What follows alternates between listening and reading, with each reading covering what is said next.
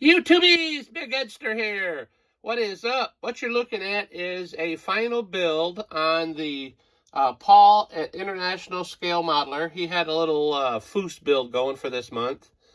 And this is the Foose Ford FD100. And here's my take on it. We'll do a small spinny. I like building these kits. This is the second one that I did. And I'll show you the paints that I use in a minute. One thing that I did do, and I should have done different, is around the windows where I used the silver, I should have went with the gold. It's kind of a stupid contrast here. But, hey, what are you going to do?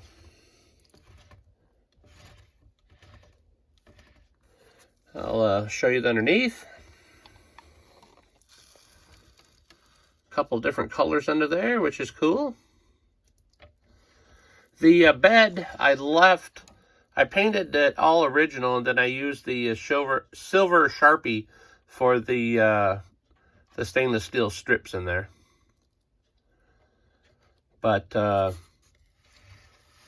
turned out very nice. Used here's what paint it is. It is the Flamin' Orange. That's over a gray base. Here is all of the other colors. Old school here with the copper. Exhaust and so forth is the Krylon. And here's the primer that I use, the Napa primer. But anyway, that is a fun build. These are always fun builds. I got a little, you can't see it with this glare. But the seating in there, I tried to do some, what I called suede effect. So we won't go into that too far. But let me see if I can get this hood off with one hand. I did a box stock because there is a local car show coming up, model show, that I want to enter this in a box stock. Okay, there's the hood. And there's the engine compartment.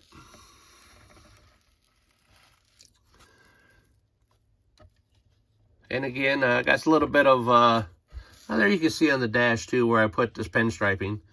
A little bit of pinstriping in there. And like I say, it's not wired or anything because I want to try a box stock here.